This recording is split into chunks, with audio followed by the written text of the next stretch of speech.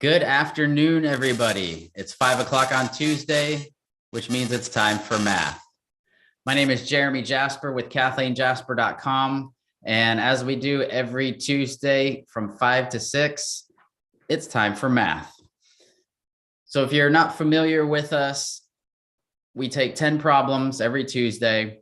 They cover most of your teacher certification math exams.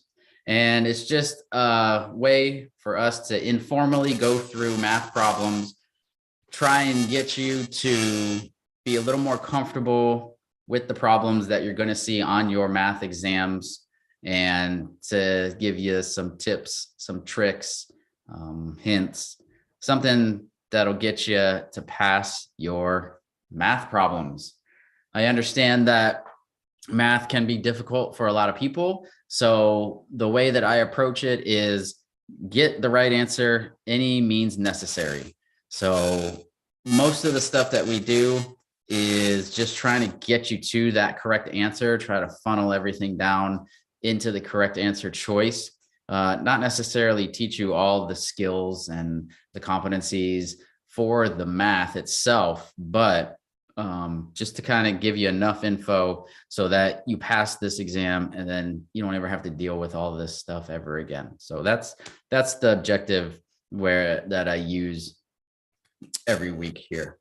So like I said, we go through 10 problems. The problems are up on our Facebook page and our YouTube channel. You'll see the links below, and you can go ahead and you can get those now and open them up, print them out and use them, or you can just follow along with me. If you're live, if you have any questions, please comment in the comment sections below.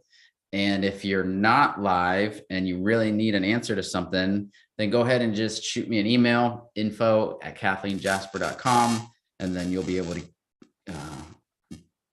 ask anything you need and I will reply to it. So let me go ahead and make sure that we are up and live, and then we'll go ahead and get started. And then that'll be it. So I hope everybody's enjoying the first of the month. You believe it's already March 1st. If it's March 1st, that means that spring break is right around the corner. And so hopefully you're all getting ready for that nice little break coming up. And then next thing you know, it's the finals and then the end of the year. It's crazy how everything flies by. So hope that your year's going by well, and looks like we are ready to go. Right. So like I said, you can print out all these problems. I do it on a PDF so that you'll see every problem on its own sheet of paper. And the reason why I do that is because when you're taking your exams, you're not allowed to write on the screen. You're not allowed to write underneath the problem, obviously. And the same thing goes for when you're studying. You've got a book in front of you, you've got a worksheet in front of you, and you'll start doing all the work and crossing things out in the problem, marking things up. But you have to understand that you cannot do that during the test. So having the problem in front of you and then using a scratch piece of paper, or in this case, if you printed out the problems, use the bottom half of the paper to pretend that that's your scratch paper, your scratch pad. That's the only thing that you're allowed to use while you're sitting in your little cubicle taking the test in front of a computer screen. So you have to get used to using scratch paper, taking the information from the screen and writing it down properly and correctly on that piece of paper so that you can do all the math correctly. And then the last thing is your calculator. Your calculator is your tool for this exam. Make sure that you have the right calculator that is allowed for whatever exam you're taking. Usually it's a scientific or a 4-function calculator. All of those are cheap and easy to acquire. Use those. Stop using your cell phone as a calculator because you're not going to be able to use that during the test. Okay, let's go ahead and get right to it.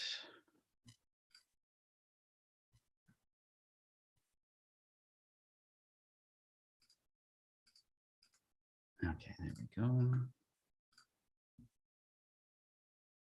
There we are. Okay. So in today's problems, I noticed that there were quite a bit of geometry problems. So even though you may not be doing geometry, the math that I'm going to be using, there's still algebra, even though it's geometry in this question, we still are going to use some algebra. So once I get to the point that we use the algebra, that's something that everybody's going to have to practice with. So you're going to have to know that regardless of the test that you're taking. So just bear with me.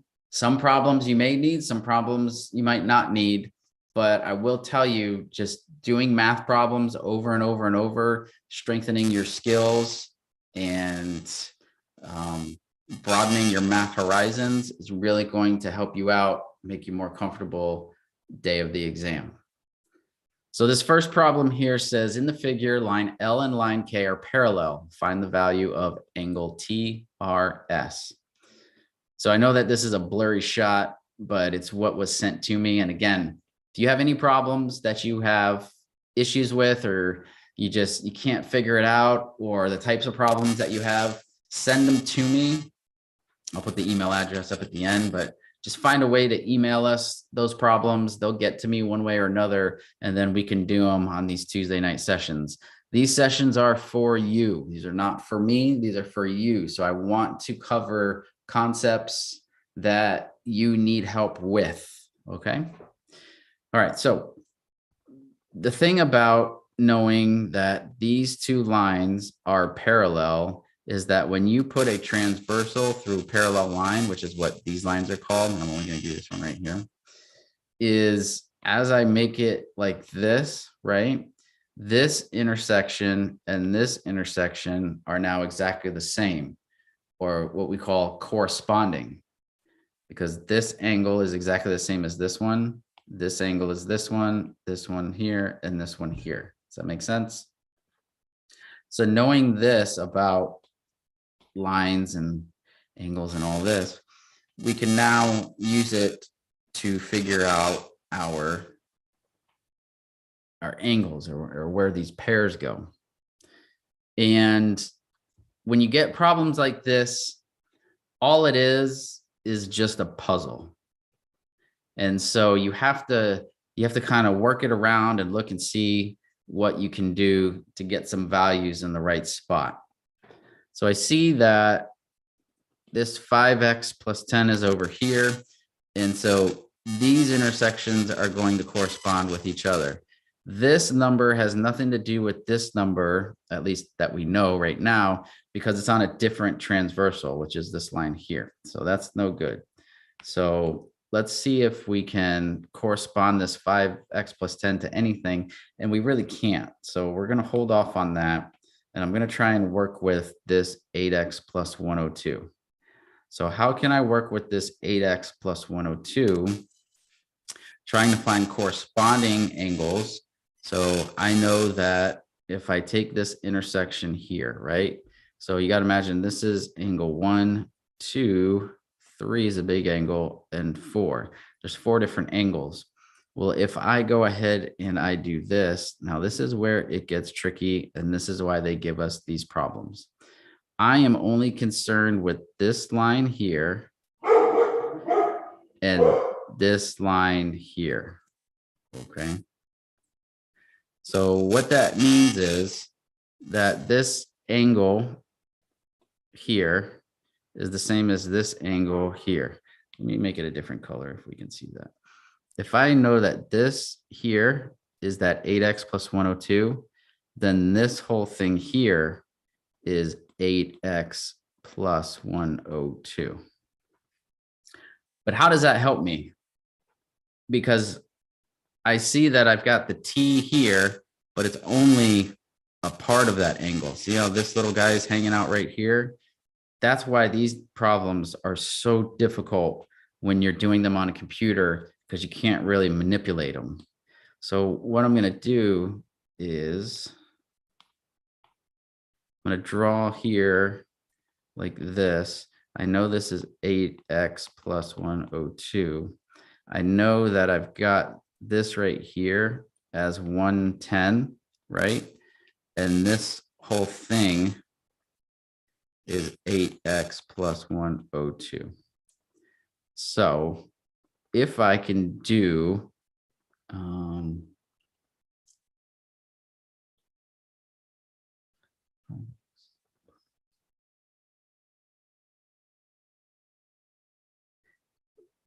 sorry. Actually, I don't want to do that. So now that I've got this, see how I've got this 8x plus 102 here. I know that not corresponding, but opposite angles are the same. So what that means is that this angle here is the same here, and this angle here is the same here. Well, now if we're looking at this, look at this right here. That angle is this right here, where it's got the 5x plus 10, and then it's got the 110 right here. You see that? So that means this angle and this angle right here, oops, sorry, are exactly the same. Opposite angles are the same.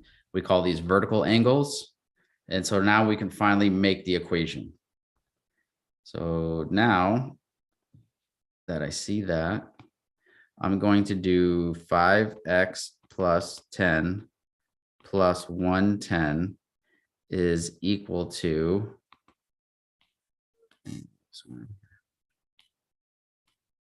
is equal to 8x plus 102.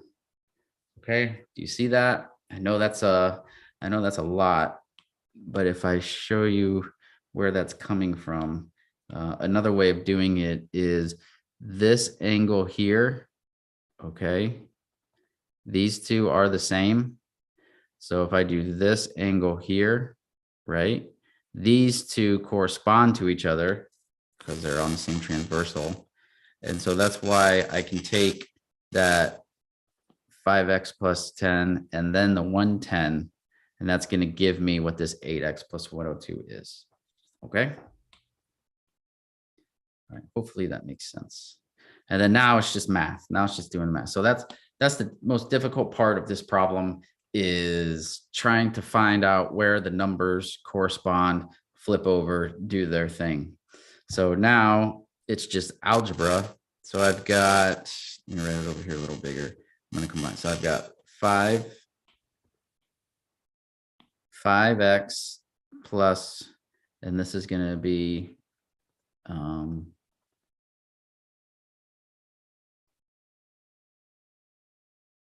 sorry. I got 10 and 110. So that's 120 equals 8x plus 102. Okay. So all I did was combine what I had now. So what's the best way to do this so that it works out well? Well, we like to keep positive numbers. So with the x, we're going to take the small over to the big. And when we do that, that's going to give us minus 5x minus 5x. And instead of doing everything and, stepping it down one by one, try and consolidate all your steps as best you can. I know that I'm subtracting the 5x from both sides, which means I'm also going to, if I'm moving the x's over to the right, that means I'm moving the numbers over to the left. So that's 102 on this side. Cancel out anything that needs to be canceled out, and you'll see that we're left with, that's going to be 18 equals 3x, dividing by 3, we get x is equal to 6. And so as we look at the answer choice, it's like, well, how am I going to get 6 is my answer? I don't see that. I see angle values. So it's asking us for TRS. So from T to R to S is going to be this angle here, which is 8x plus 102. So now we just do 8, substitute the x for a 6, and then not equals, and then add 102. So we got 48 plus 102, which gives us 150, and D being the correct answer. Okay. So just moving around the angles, knowing what corresponding angles mean. Corresponding angles mean in this case, they are in the same spot, and then vertical angles, that means these two are the same. Jeez. So 8x plus 102. And then linear pairs, if these are on the same side. So this would be 180 minus this right here, because they have to, on the same line, a linear pair got to equal 180. Okay. So that's when we're dealing with parallel lines. Okay. Next one here. Which of the following is equal to 5.93 times 10 to the negative 2? All right, so scientific notation. Just want to cover this real quickly. I had a question on it. So we take our 5.93 and, it's 10 to the negative 2. Specifically, what does this negative 2 do? The first thing you have to understand is a negative in the exponent does not make it a negative number. So we can't change this to negative 5.93 or 593 or whatever it's supposed to be. Okay, it just means that it's a negative exponent. Think of anything that's negative, it's going to be smaller. So if I need to make this a smaller number, and a smaller number by, in this case, the 2, because it's the negative 2, our decimal point is here. You're either going to go to the left or to the right. If you're going to the left, you can see that the decimal point starts going here, here, and here. Does that number become smaller or bigger? And you'll notice that it becomes smaller. So these are all negative exponents. If we move it to the right, these would be all positive. You're making the number bigger. So if you can think of it like that, negative, smaller, positive, bigger, just understand what the number looks like. So we see here, we've got A is at 0.005930. These numbers are going from small to big. That's what it means. See how the decimal place keeps going, moving over more to the right, to the right, to the right. Okay. So now with this one, again, if it's negative, it's going to the left. So we go 1 and then 2. When you have an empty space, just fill it with a 0. So now it should be 0.0593. And, oh, sorry. So that means B is the correct answer, because that's the correct way that it moved. All right. So know your scientific notation, positive exponents, negative exponents, and what they do. Okay. Problem 3, what will it cost to tile a kitchen floor that is 12 feet wide by 20 feet long if the tile costs $8.91 per square yard? Okay, we all get these problems, and we know the first thing we should be doing is recognizing our units of measurement. So I'm going from feet, to square yard. And so how are you going to convert those? Are you going to convert everything to feet, or are you going to convert everything to yards? So my rule is to always convert down.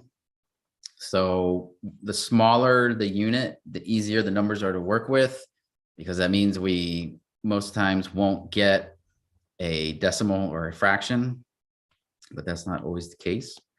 So let's go ahead and let's do this in, well, actually, what do we want to do here? Yeah, I like to do it down. But in this case here, we've got per square yard. So when our when we're dealing in like tile and paint and all this stuff, and we're in square yards or square feet or square inches, but it's squared, we're looking for area. Area is kind of different because we're using this to like fill in something. All right.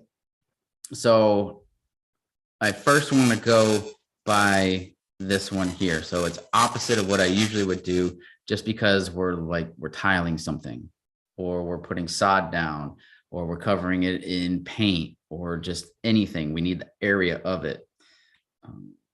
It's not just asking for the simple area of it in. So like if it said square feet, or I'm sorry, 12 feet, 20 feet, and then find the area in square yards, I would do my conversion at the end. So I would convert everything down to the smallest. But in this case, I want square yards. So let's do our quick thing right here. If I'm going from small unit to a big unit, in this case, small is feet, big is yards. Whenever we go from small to big, we need to divide. And so what's the magic number for feet and yards? Well, you get 3 feet in every yard, or 1 yard is equal to 3 feet. So with that information, we go ahead and take our units, in this case, our feet. So we've got 12. We'll divide that by 3, and we will get 4 yards. And then we have 20, and we divide that by 3. And here's where it can get sloppy, because if you do 20 divided by 3, you get 6.66 all the way out. So in this case, let's just use 6.67, just bring it out to 2 decimal places. You should be fine. But because we don't have it as the exact number, that means that our answer choices are going to be off by a little bit. But that's okay, because in these answer choices, they're built so that they're not so close together that even if we round this off to 6.67, it shouldn't affect the closest answer choice. So now, and the same thing goes if we were doing big, just real quick, big unit to small, then you multiply. Okay. Same thing from yards to feet. I would multiply by 3, feet to yards, divide by 3. So there you go. That's that. That'll help you when you need to convert anything. That works all the time. And so that's good to know. All right. So now since we converted everything, let's go ahead and make our, what do we got here? Our kitchen floor. So I know that our kitchen floor, which was 12 feet by 20 feet, is now going to be 4 yards by 6.67 yards. Okay. So now the only thing left that I have to do is go ahead and find my area. Area equals length times width, or base times height. It's 6.67 times 4, which is going to give me 26.8. Is that correct? 6.67 times 4, 26.68. So that's how many yards squared I have. And if tile costs $8.91 per square yard, well, now we just take 26.68 and we multiply it by the 891, and that's going to give us 237 and 72-ish cents.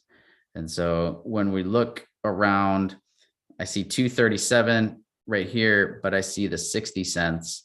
And the only reason why we were high is because of this right here. We rounded up, even though it was 66666 forever, and we rounded it and cut it off to 67.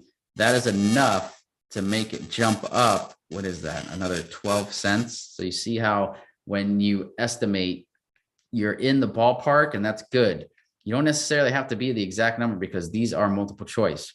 And with multiple choice, if you can get close enough, then there you go. No sense in having the fraction 20 over 3 and then multiplying it by that so you get the exact number, which you will get, just takes a lot longer to do. Okay, so that's one way of doing that. There's one other way, and the way it just depends on how you think. So I did it where I converted everything to yards just because I saw that 891 per square yard. But what if you see this, great. If not, don't worry about it. Use the one that's easier for you. If I know that I'm 20 feet by 12 feet, okay, and then I have a square yard that's $8.91. Well, I can do 12 times 20 equals, so that 12 times 20 equals 240 square feet. Well, how many square feet are in a square yard? That's an interesting question, because if I have 1 yard here and 1 yard here, well, 1 yard is the same as 3 feet by 3 feet. So if I do 3 feet by 3 feet, 3 times 3 gives me 9. So there's 9 square feet in a yard. So if it's $8.91 per square yard, well, how much is it per square foot? So all we have to do is take our 891 and divide it by 9, and we get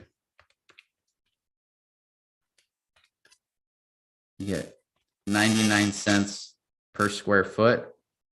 So that when we're at 240, if it's 240 times 0.99, then that gives us our, and this will give it to us exactly now, 240 times 0.99 equals 237.60. And again, it's still B. So if you see that, that's another way around on how to look at things, then by all means, be my guest.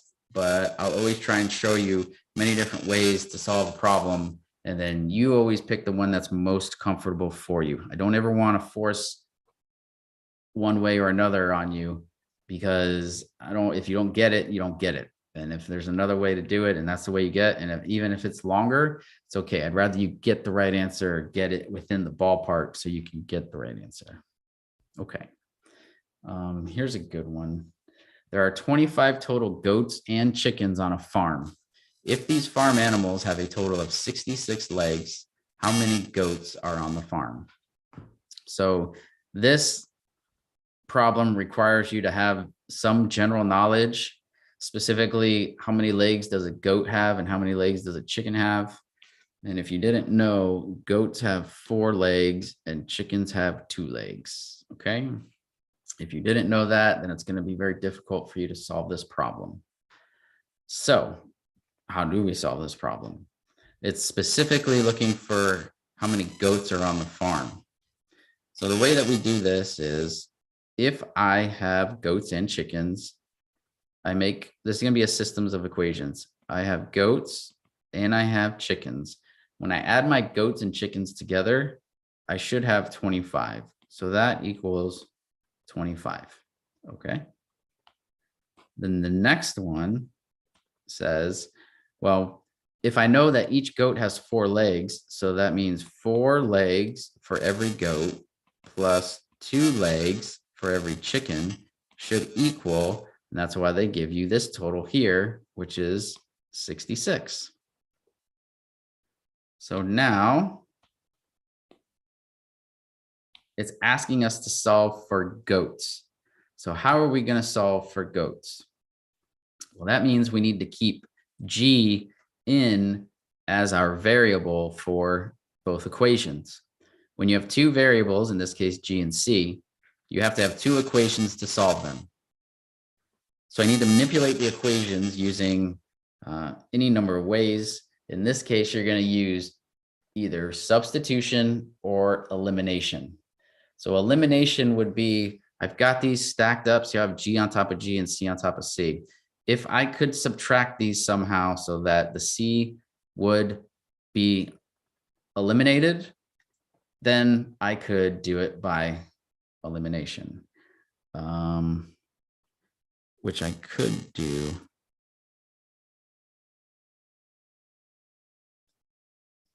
Yeah, I could do that. I can show you. I'll show you both ways just to see it. So in order to do this by elimination, you see that this is 4 and this is 2. You got to get these to say the same thing. So it's easier to multiply this by a 2, right? Because when I distribute it, I'll get 2g plus 2c is equal to 50.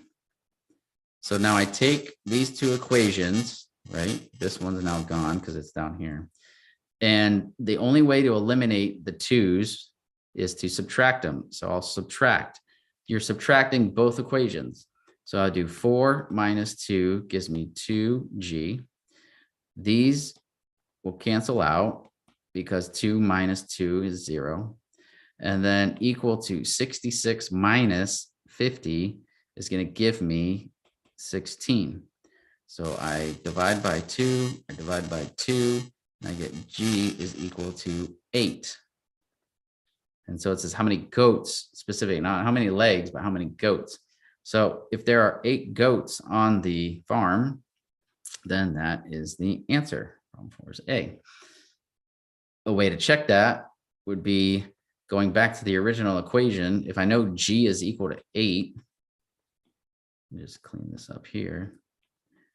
If g is equal to 8, that means c has to be equal to, so like that would be 8, and then you would subtract it from 25, and you would get c is equal to, what is that, 17, 35? Yeah, so you get 17. So that if you did it, if you did 8 times 4, 8 times 4 gives you 32 legs, and then 17 times 2 gives you 34. 32 and 34 gives me the total of 66 legs. Okay, so that's the way of doing it by elimination. The other way is by substitution. And substitution means that you just substitute the value, but you got to know which value you're looking for. So if I'm looking for g, that means I want to get that c variable out of there. So I want to make c equal to, so I'm going to subtract the g here, minus g. So that's gone. C is now equal to, let me see here, I'll just rewrite it. C is equal to 25 minus g. I thought that was going to be a 9, but that's not. G. So now take this c and substitute it into every c that you see for the other equation. So now that's going to be 4g plus 2, and then our new value for c, and then equals 66. So then that becomes 4g plus 50 minus 2g equals 66. Putting those together, I get, sorry, it's running out of room. That's going to be 4g and 2g. It's going to be 2g plus 50 equals 66. Minus 50, minus 50. You see how it looks the exact same as the other one. 2g equals 16. G is equal to 8. And that's our goats. And you'll see that they both work the same exact way. Substitution is used a lot, especially when you have a single variable. Single variables are what we're talking about when we have the G and the C up here. It's just much easier sometimes to manipulate these. Just take one to the other. You can take any of them, you know, one side to the other, and you've got that single variable. And then that value, you can see the value that we created. Oops. The value we created just kind of goes right down into here. Okay. All right.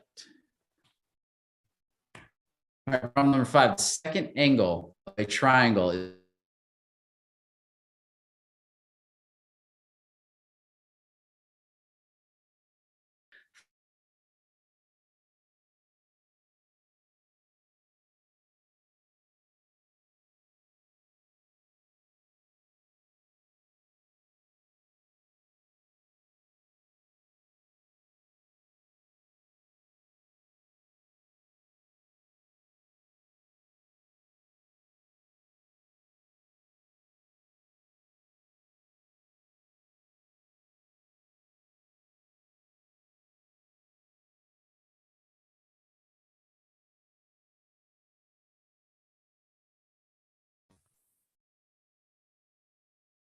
Okay. Sorry about that. I think the internet just did a quick glitch. Okay, I think we're back.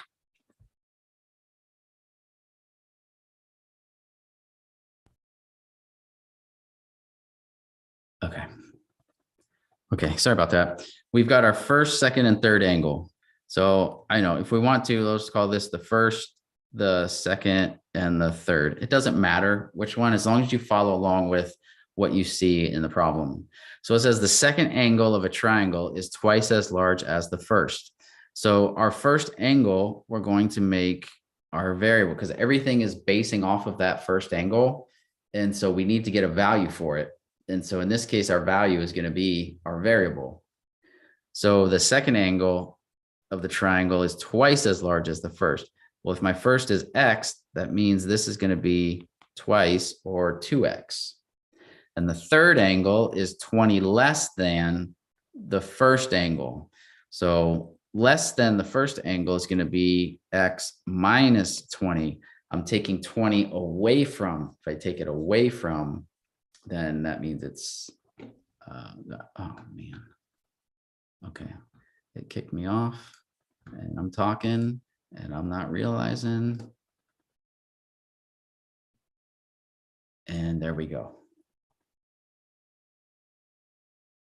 Let me do that one more time. Kicked me off and screwed me all up. So let's do this again. I've got my first angle. My first angle needs a value, and that value is going to be my variable, in this case, x. Then second angle of a triangle is twice as large. So I'll do 2 times x, we're doubling it. And then the third one says 20 degrees less than. So that means take my angle measure, which is x, and take 20 away from it. It then asks, find the measure of the third angle. So finding the measure of the third angle is going to be this one here. Well, what do we know about triangles? We know that triangles add up to 180 degrees. The magic number for triangles is 180 degrees. So now all I do, let's just take it what we've got. We've got the first angle, x, plus the second angle, 2x, plus the third angle, x minus 20, and it all has to equal 180 degrees. So now we have all these x's. I've got 1x, 2 x's, and then another x. So that's 4 x's. And then I've got minus 20 equals 180. So just add the 20. And that gives me 4x is equal to 200. Dividing by 4, we get x is equal to 50. And now be careful because it's asking for the measure of the third angle. If you get 50 here, look, answer B says 50. And you might say to yourself, oh, look, there it is. Great, I solved it. But that's not what they were asking for. They're asking for the third angle. So don't get tripped up by this because tests do this all the time. We now take this 50, which is x, and go ahead and let's substitute it in. So it's now going to be 50 minus 20, which is equal to 30. 30 is the correct answer for this problem because it asked specifically for that third angle. And based off of all of the parameters in the problem, x minus 20, x is going to equal 50. Take it, subtract 20 from it, and you get 30. Okay. All right. Okay, problem 6. The dimensions of 5 rectangles are given below. Which rectangle has an area of 24 square inches and a perimeter of 22 inches? Okay, so this is an interesting problem because we need to find the area and the perimeter. So given the dimensions, we just go right down the list. I've got 1 by 24. So what that means is I've got this thing here. It's like 1 inch by 24 inch. So it's like 1 by 24. Well, I know that area is equal to length times width or base times height. So I'm looking at 1 times 24, which is 24. Okay, that gives me the right area. But then what is the perimeter? Well, if it's a rectangle, like it says, that means that opposite sides are the same. So I've got 24 plus 1 is 25, plus 24 plus 1 is another 25, so 50. So I've got 24 inches squared and 50 inches perimeter. Just 50 inches. Come on. So you'll see I've got the right area, wrong perimeter. So that's how it's going to go for this problem here. And so the way that we do it is you just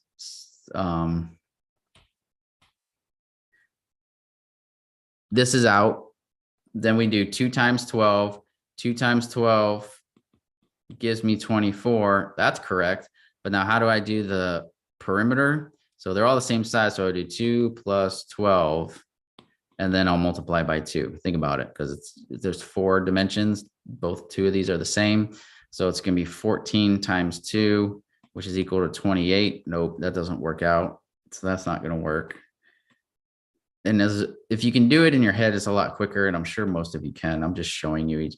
3 times 8 is 24. 4 times 6 is 24. 12 times 12 is 144. That's definitely out. So it's going to be one of these two. So we know 24 is it. So let's do 2 times 3 plus 8. That gives us 11. So 2 times 11 is 22. There we go. 22 is what we're looking for perimeter. This one was 2 and 4 plus 6, which is 10. And that would have been 20, too small. C is the correct answer. Oops. Come on. C right there is the correct answer. Okay. So that's a good problem. Makes you think a little bit, but don't worry.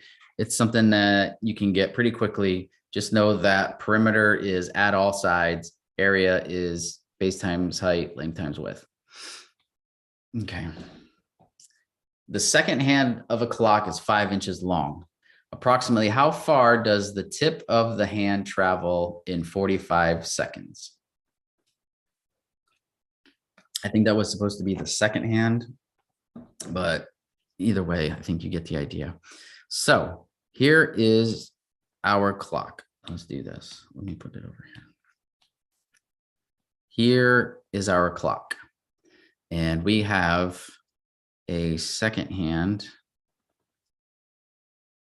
that is 5 inches long. Okay. And approximately how far does the tip of the hand travel when it goes 45 seconds? So 45 is here. So I need to cover all this. Okay. So how do we do this if it's a clock? Well, I know that I've got 12 here and 3, 6, 9. And we want to use 3.14 for pi. Well, the second hand of the clock, it represents our radius, right? Does that make sense? So that's radius. So if we need to find the distance traveled, that's going to be from this point here all the way around to this point here. So what do we call the distance around a circle? And that's going to be the circumference. So circumference is equal to diameter times pi, or 2 times radius times pi. Okay. And since we have the radius, we don't need diameter. So we're just going to put in this formula here. So I want to do 2 times the radius, which is 5, times pi, which is 3.14.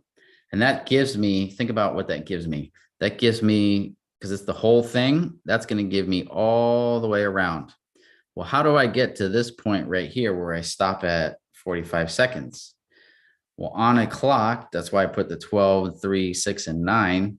Starting from here, how many numbers does it take to get from the very top all the way to 45 seconds? And it doesn't matter where it takes, but 45 seconds is always going to be 45 out of 60 seconds. You see that?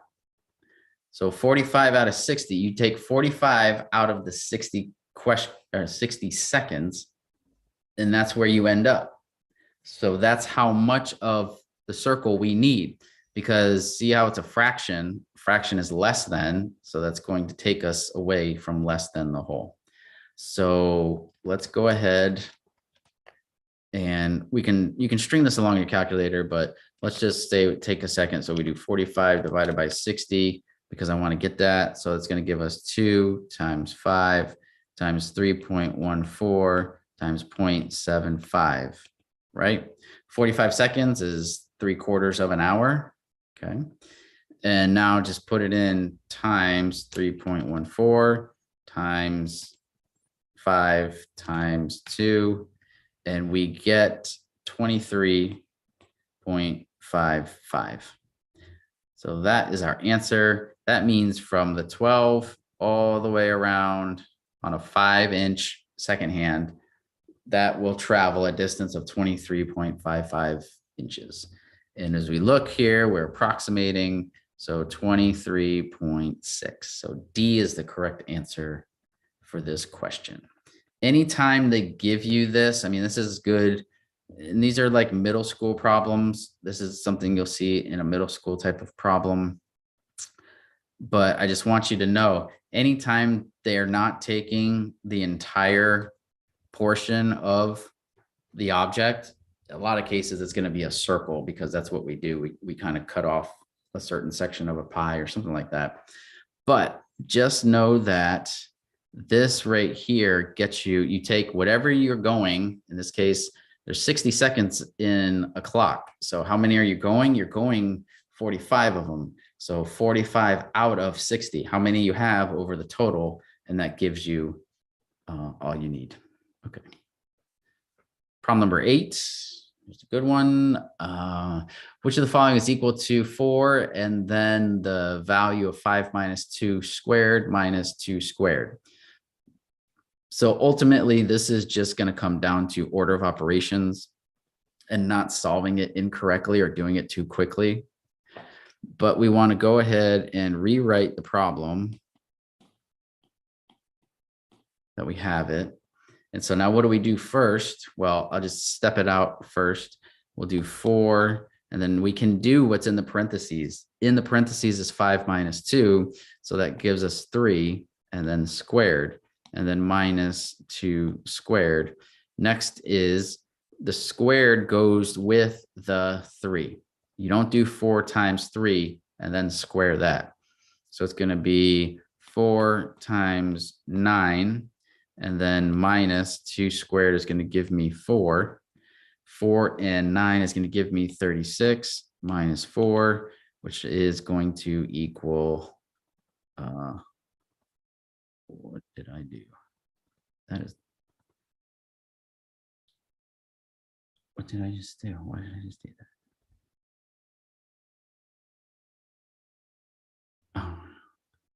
Oh no. I did, hold on a second. Oh no. Darn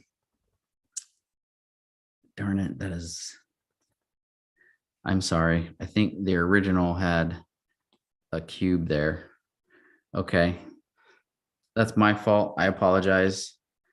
I had it as a cube, but I had the answer choice, or I had it as a square, but I had the answer choice as a cube. Okay. My apologies if you're doing this. Hold on, let me fix this. You did everything right except for one. So this is really to the 3rd power. So if you guys did this and you're like wondering, where's the answer? Where's the answer? That's why. That was supposed to be a cube.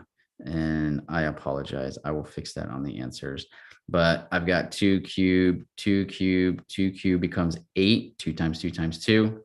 And then 36 minus 8 is going to give me that 28, where the answer is B. So my apologies. I hit the wrong number when I wrote the problem. So I'm sorry, but make sure you know that that's 2 to the third power right here and not 2 to the second power or squared. That's how I got 28 as my answer. So my apologies. Okay, number 9. A two-dimensional net of a certain three-dimensional figure includes 5 faces, 9 edges, and 6 vertices. Which of the following three-dimensional figures is represented by the net? Okay, so this is a visual problem and also math words, because what is a triangular pyramid? What's the difference between a pyramid and a prism? So there's really one main difference. So how do we do these? First, they give you the word triangle. So we know that the base, that's how they do this. They name it by base and then what kind of object it is. So in this case, this is a triangle. So my base is a triangle. Then it's a pyramid. Well, what is a pyramid? A pyramid is starting from a flat base, in this case, a triangle, and then going up. I used to know how to draw these fairly well. I know I got, so it's got to be kind of flat like this. So it goes up to a point like so. Okay, so it's got a point here. I know it's a rough drawing, but let's kind of go with what it's going to be. So it's telling me we have faces, edges, and vertices. So we'll do face, edge, and vertice or vertex. So face means it's the side, okay? Which this is the face right here, okay? If I colored this in. So how do I know how many faces there are? So I know I have 1, 2, 3. This is the bottom. And then there's the one in the back because it's 3 sides. See how this is 1, 2, and this is the third side. So I have 4 faces for the triangular pyramid. Edges. Edges are just like they sound, the edge. I know I could say side again, but that's not right.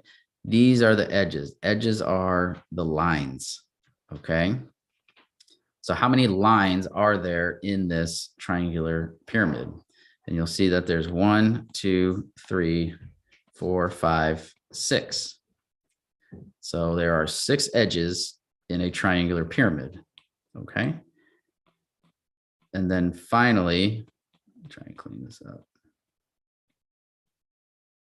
And then finally, my vertices. Vertices are where 2 edges come together. So this is a vertex, this is a vertex, this is a vertex, and this is a vertex. So there are 4 vertices for a triangular pyramid. And so as I look, triangular pyramid, I'm supposed to have 5, 9, and 6. Well, that doesn't work out. So no triangular pyramid. Okay. So then you go to the next one.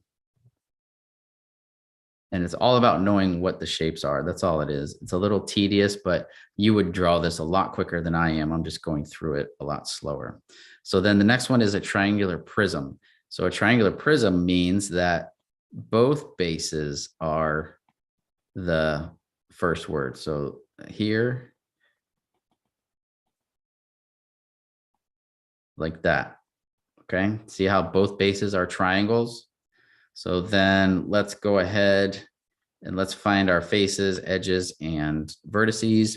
So the faces, depending on how you look at this, because some people see it coming out towards them, some of them see it laying flat. It's completely up to your perspective. But I see for my faces, I have a top and a bottom. So that's 1, 2. And then I have 3, 4, and then the one that's looking at me right now, which would be kind of 5, just like that.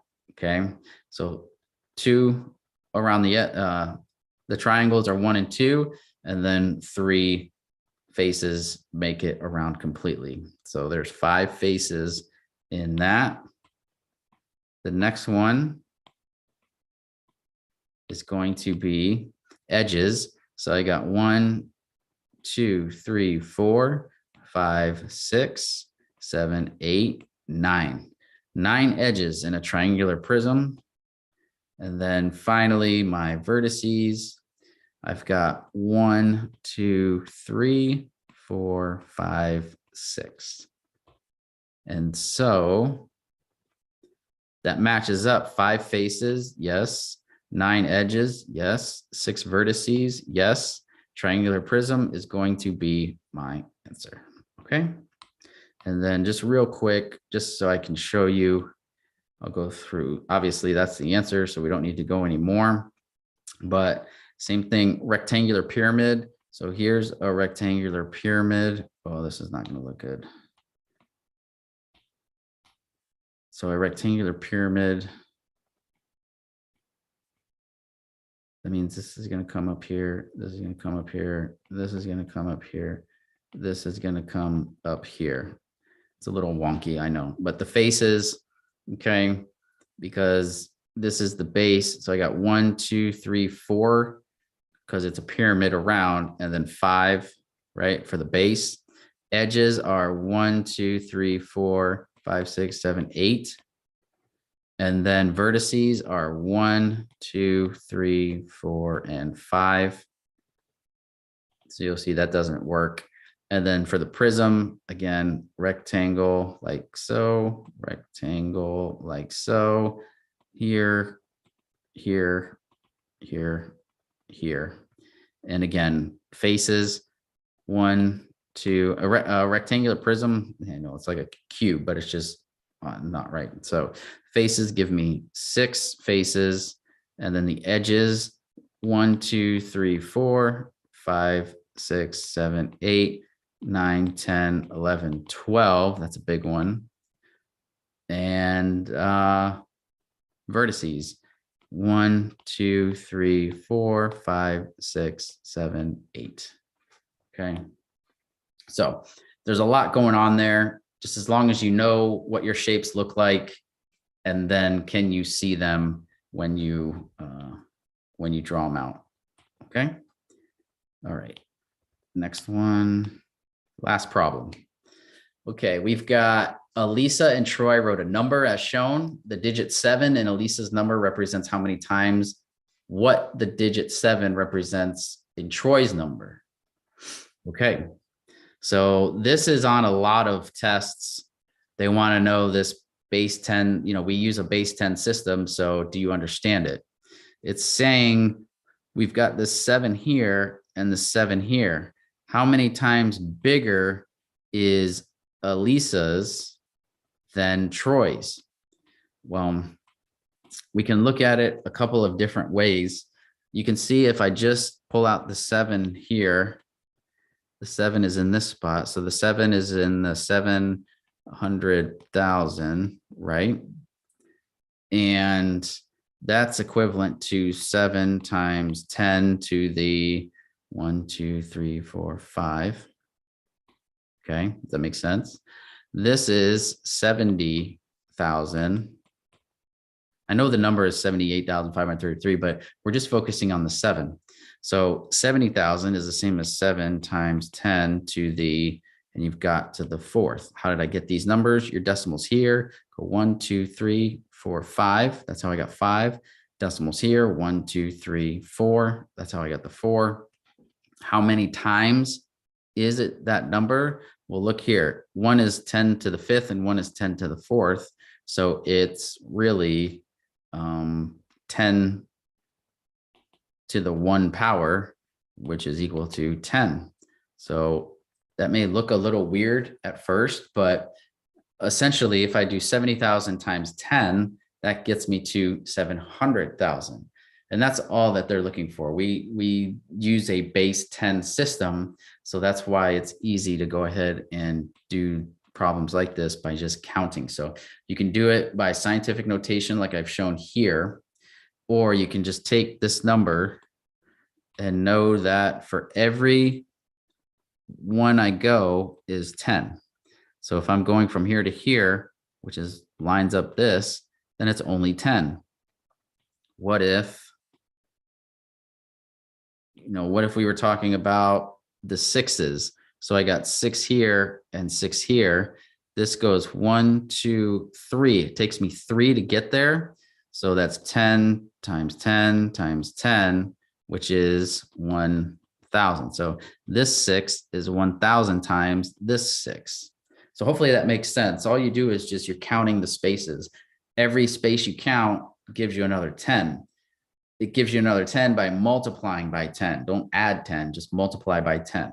And so that's how we can do these types of problems. And they'll ask you, they'll compare two numbers and say how many times more or how many times less. So if it's more, we're multiplying by 10.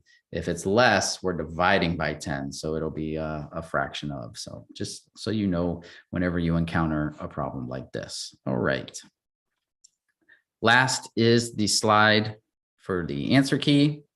And also I'm going to throw up the email address. So if you have any questions whatsoever, info@Kathleen with a K, Jasper.com. And if you have problems that you need help with, go ahead and send them my way. If you have questions about something, go ahead and send them my way. Comments, suggestions, anything. I am fair game. I am here for you. I'm here to help you out, whatever you need. Let me just check and see and make sure I didn't miss any comments anywhere. You guys were pretty quiet tonight. So, but that's okay. Just as long as we are learning something, that's all that really matters. Okay, I've got one here. Do you have an archive link with all previous math videos? If you go to our YouTube channel, you will see all of our Math Live videos. They're stored in there. There's a link so that you can see it. So I've done these for a couple of years now. So just go ahead. You'll have to scroll back through, but all the problems are usually different. I do 10 different problems every Tuesday. So you can go back into our YouTube channel and you can see all the archived videos that that have these sessions in them. So good question. Thank you for the question. And that looks like it. So cool. So I'm glad that you guys were here to join me for tonight. I hope you learned something.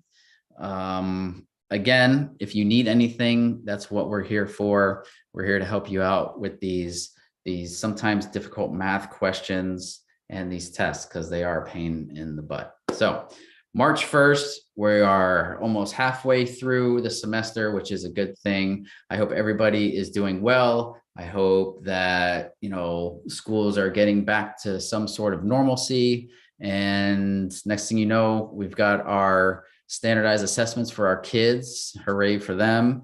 And then I want you guys to make sure you get your certifications done before the school year ends. That way you can have the summer to yourself. Get all that stuff taken care of, because what happens in the summertime is deadlines start coming.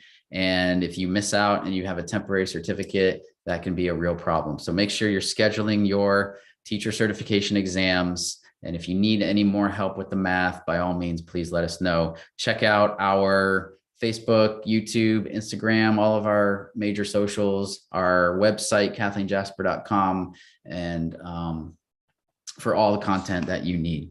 Okay, that was it. Good session, good Tuesday. I hope everybody has a great week, and I will see you next Tuesday.